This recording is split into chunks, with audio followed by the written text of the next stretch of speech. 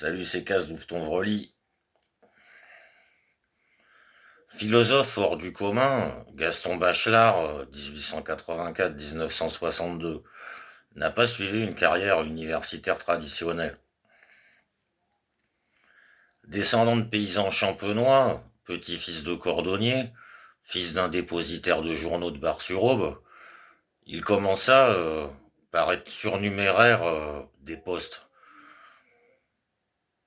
Il a évoqué ses débuts et les soirées où il travaillait pour préparer une licence de mathématiques dans un ouvrage écrit au soir de sa vie, La flamme d'une chandelle.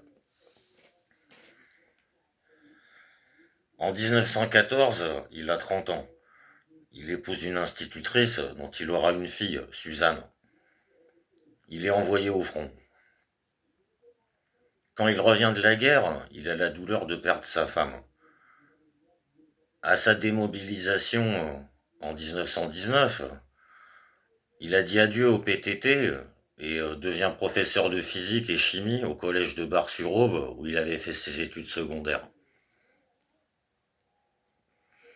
Tout en enseignant, il prépare l'agrégation de philosophie qu'il obtient en 1922.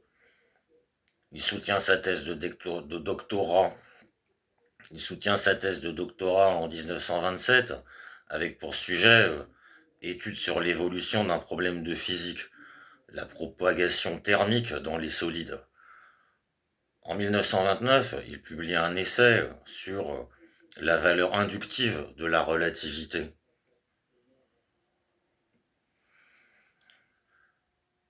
Ensuite, la carrière de Gaston Bachelard devient normale. Professeur de philosophie à la faculté de Dijon en 1930, à la Sorbonne en 1940. Il a repris sa retraite en 1955, il a pris sa retraite en 1955, a été élu à l'Académie des sciences morales et politiques, a reçu le Grand Prix national des lettres en 1961. La philosophie de Gaston Bachelard a un double aspect. Une vertu de clarté et une force de rêve. Pour appliquer à lui-même ce qu'il dit de la peinture et du langage. Comme la plupart des philosophes, il a commencé par construire sa propre théorie de la connaissance.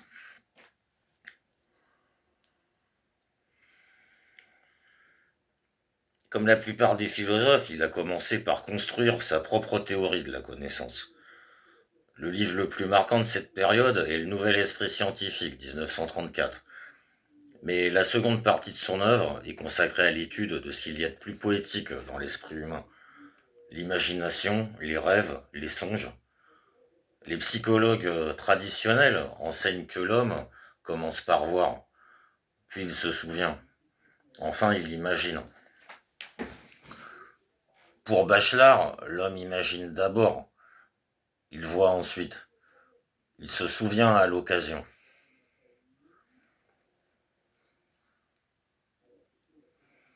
Les rêves, les mythes, les folles imaginations humaines, Bachelard les classe comme les philosophes de l'Antiquité ou les vieux alchimistes, d'après les 4 éléments. Air, feu, eau, terre. Il a écrit ainsi 5 livres célèbres.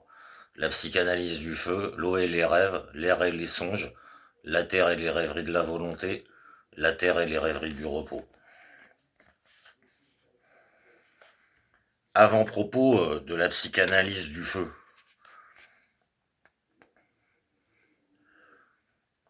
Il ne faut pas voir la réalité telle que je suis. Paul Éluard. Paragraphe 1. Il suffit que nous parlions d'un objet pour nous croire objectifs. Mais par notre premier choix, l'objet nous désigne plus que nous ne le désignons, et ce que nous croyons nos pensées fondamentales sur le monde sont souvent des confidences sur la jeunesse de notre esprit. Parfois, nous nous émerveillons devant un objet élu. Nous accumulons les hypothèses et les rêveries.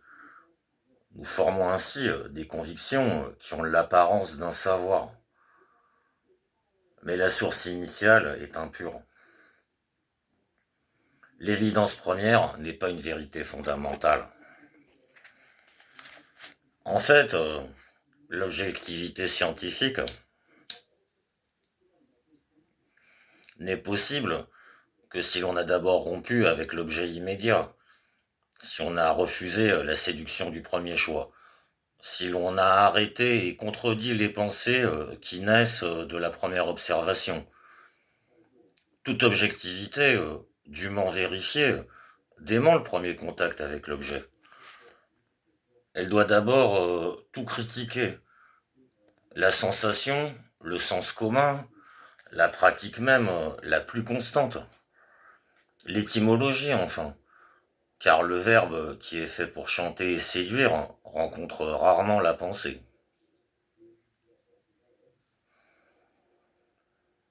Loin de s'émerveiller, la pensée objective doit ironiser. Sans cette vigilance malveillante, nous ne prendrons jamais une attitude vraiment objective. S'il s'agit d'examiner des hommes, des égaux, des frères, la sympathie est le fond de la méthode. Mais devant ce monde inerte, qui ne vit pas de notre vie, qui ne souffre d'aucune de nos peines et que n'exalte aucune de nos joies, nous devons arrêter toutes les expansions, nous devons brimer notre personne.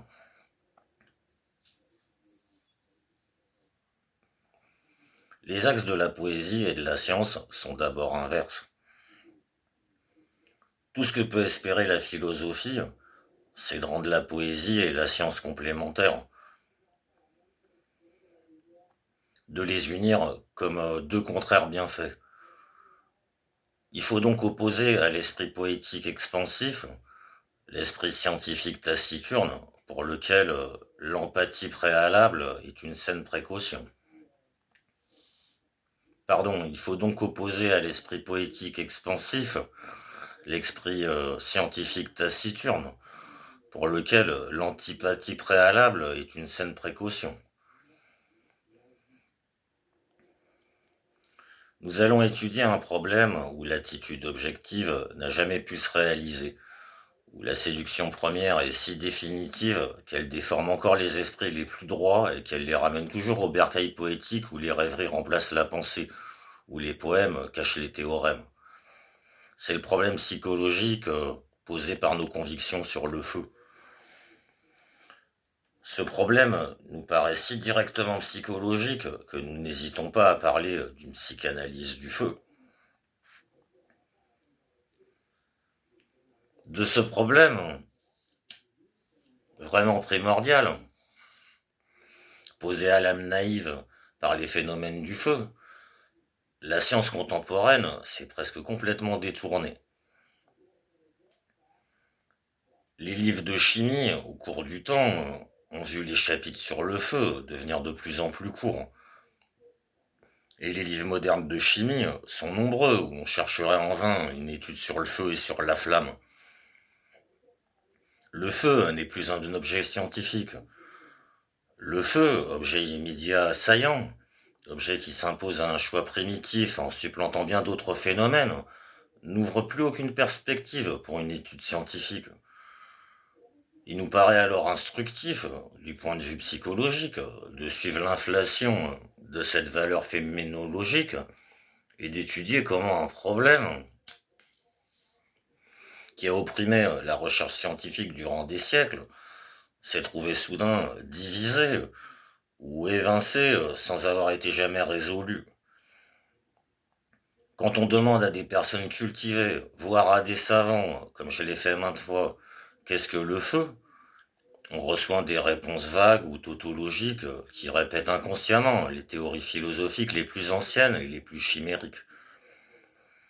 La raison en est que la question a été posée dans une zone objective impure, où se mêlent les intuitions personnelles et les expériences scientifiques.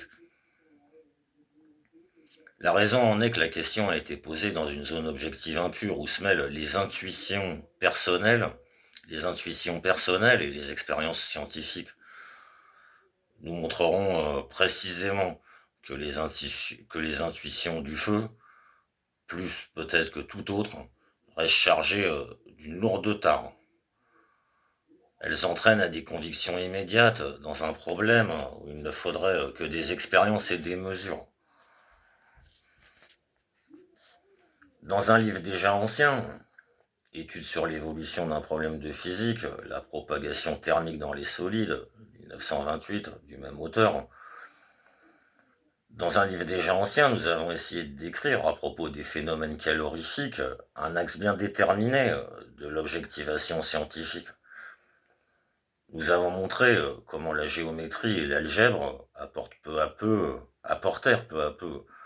Nous avons montré comment la géométrie et l'algèbre apportèrent peu à peu leurs formes et leurs principes abstraits pour canaliser l'expérience dans une voie scientifique. C'est maintenant l'axe inverse. Non plus l'axe de l'objectivation, mais l'axe de la subjectivité que nous voudrions explorer pour donner un exemple des doubles perspectives qu'on pourrait attacher à tous les problèmes posés par la connaissance d'une réalité particulière, même bien définie. C'est maintenant l'axe inverse, non plus l'acte de l'objectivation, mais l'acte de la subjectivité que nous voudrions explorer pour donner un exemple des doubles perspectives qu'on pourrait attacher à tous les problèmes posés par la connaissance d'une réalité particulière, même bien définie. Si nous avions raison à propos de la réelle implication du sujet et de l'objet, on devrait distinguer plus nettement l'homme pensif et le penseur, sans cependant espérer que cette distinction soit jamais achevée. En tout cas, c'est l'homme pensif que nous voulons étudier ici. L'homme pensif à son foyer, dans la solitude, quand le feu est brillant, comme une conscience de la solitude. Nous aurons alors de multiples occasions de montrer les dangers pour une connaissance scientifique, des impressions primitives, des adhésions sympathiques, des rêveries nonchalantes. Nous pourrons facilement observer l'observateur pour bien dégager les principes de cette observation valorisée. Nous pourrons facilement observer l'observateur pour bien dégager les principes de cette observation valorisée, ou pour mieux dire, de cette observation hypnotisée qui est toujours une observation du feu. Enfin, cet état de léger hypnotisme, dont nous avons surpris la constance, est fort preuve à déclencher l'enquête psychanalytique. Il ne faut qu'un soir d'hiver que le vent autour de la maison, qu'un feu clair. Il ne faut qu'un soir d'hiver que le vent autour de la maison, qu'un feu clair, pour qu'une âme douloureuse dise à la fois ses souvenirs et ses peines. C'est à voix basse qu'on en chante, sous la cendre d'hiver, ce cœur, pareil au feu couvert. C'est à voix basse qu'on sent qu'on en chante, sous la cendre d'hiver, ce cœur, pareil au feu couvert, qui se consume et chante.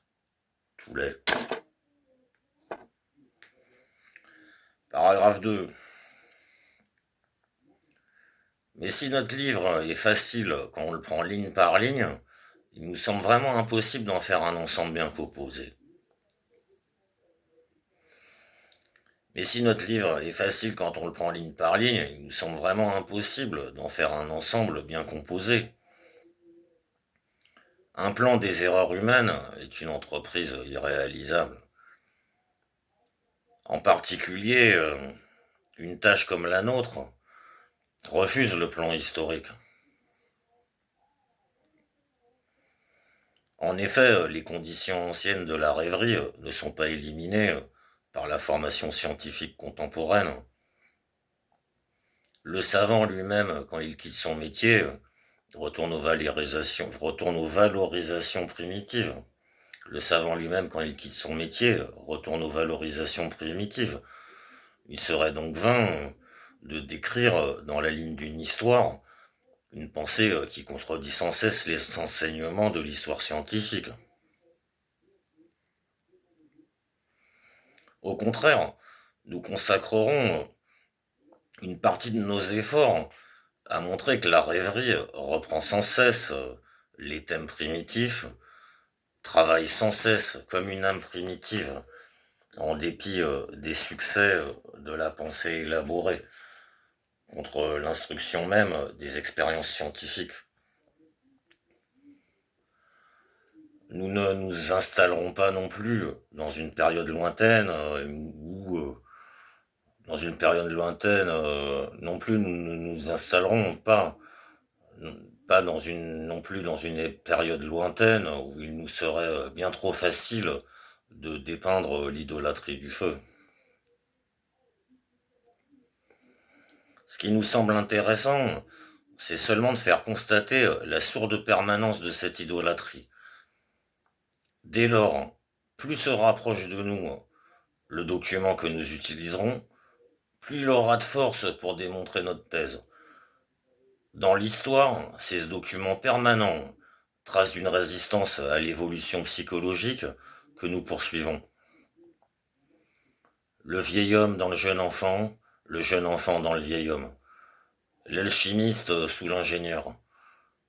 Mais comme pour nous, le passé est ignorance, comme la rêverie est impuissance, voici notre but. Guérir l'esprit de ses bonheurs, l'arracher au narcissisme que donne l'évidence première.